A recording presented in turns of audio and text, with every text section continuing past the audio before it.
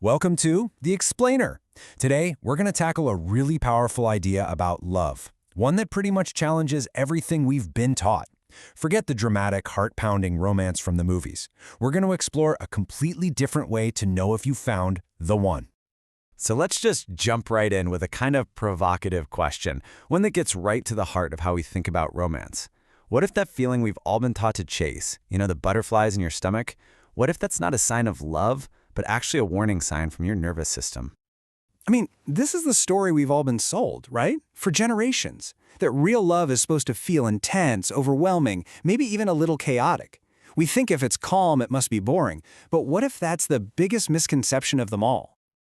Okay, so let's start by unpacking that whole illusion of intensity. In this first section, we're going to dig into why those all-consuming feelings can be so misleading when you're looking for a real, lasting connection. This right here, this is the absolute core idea we have to get our heads around. That powerful, overwhelming feeling, it isn't a sign of some deep, meaningful soulmate connection. It's a sign that something inside you has been triggered. It's a physiological response, not some romantic truth. And there's actually a technical term for it: activation. And as you can see here, this isn't about feeling aligned or safe. It's a full-on stress response. It's your nervous system reacting to things like unpredictability and inconsistency. Your body is basically mistaking a state of high alert for a deep connection. And this is where it gets so easy to misinterpret our own body's signals. We feel that jolt of nervous system arousal, and we call it alignment. We feel that emotional charge from all the drama, and we call it connection. And then we take all that internal chaos and we slap a label on it: chemistry. Okay, so that leads us right into our next section, where we can build a completely new framework for understanding what connection feels like. If intensity is a warning sign, then what on earth should we be looking for instead? Well, the answer is surprisingly simple. So, here's the huge mindset shift, the big reframe. True compatibility, the kind that actually lasts. It doesn't feel like a roller coaster. It doesn't feel like chaos. It feels like a profound, grounding sense of calm. This slide is pretty much the heart of this whole explainer. On the left side, you've got the voice of chaos and intensity. And notice, it's driven by fear. Act now or you'll lose this. It makes you perform.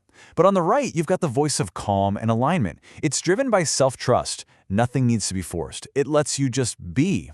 One comes from fear, the other comes from a place of security. All right, so the theory is one thing, but how do you actually apply this stuff? How do you recognize alignment in the real world? Well, this next section gives you 4 really concrete, practical signs to look for. Okay, so let's look at sign number 1. And what's really interesting is that it's not about something you feel, it's about what you don't feel, what doesn't get thrown into chaos. Just think about this for a second. When you're with the right person, you don't feel that frantic need to change who you are, or perform, or ditch your friends and your routines. You feel intact. You feel grounded. You just show up as you are, and that feels like enough, because it is. All right, sign number 2. Now this one's a little more subtle, but it is so telling. It's not about big, grand gestures or passionate speeches. It's about what happens in the quiet moments. How powerful is that? With a genuine connection, silence isn't some empty, awkward gap that you have to fill with chatter or jokes. It's a comfortable, shared space where you can both just exist together, with no pressure at all. Okay, on to our third sign of alignment. This one is all about looking outward. It's about how this new connection affects the rest of your world, the life that you already have. You see, a relationship that's built on true alignment doesn't demand that you get rid of your priorities or your passions or your friendships. It respects your path. It doesn't compete with it. Your life just keeps on going, steady and whole, because the connection doesn't require you to lose yourself to keep it going. And that brings us to our 4th and final sign of true alignment. And just like the first one, it's all about something that's missing, a specific kind of pressure that is completely, noticeably absent. You know that feeling? That internal countdown clock? That silent pressure to secure the relationship, to define it. It just dissolves. Time stops feeling like the enemy. And why is that? It's because the connection itself feels secure, so there's no frantic rush to try and lock it down.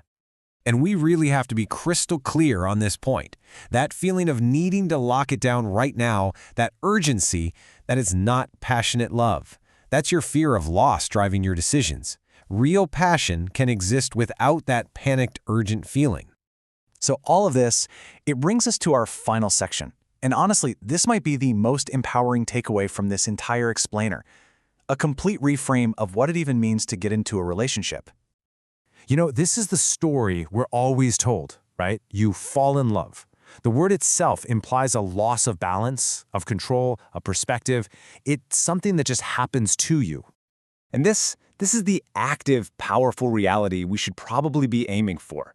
It's not about falling. It's about making a conscious step forward from a place of clarity and strength, not from a place of chaos and fear. In choosing, well, it doesn't mean it's some cold, logical calculation, like a pros and cons list. It's the ability to know that you are whole and grounded all on your own. And from that place of strength, deciding to step forward and connect with another person. And really, that's the ultimate question I want to leave you with. When you think about a connection, ask yourself this. Because from this perspective, only one of those paths, the path of choosing, of staying centered, is the one that leads to a love that truly lasts.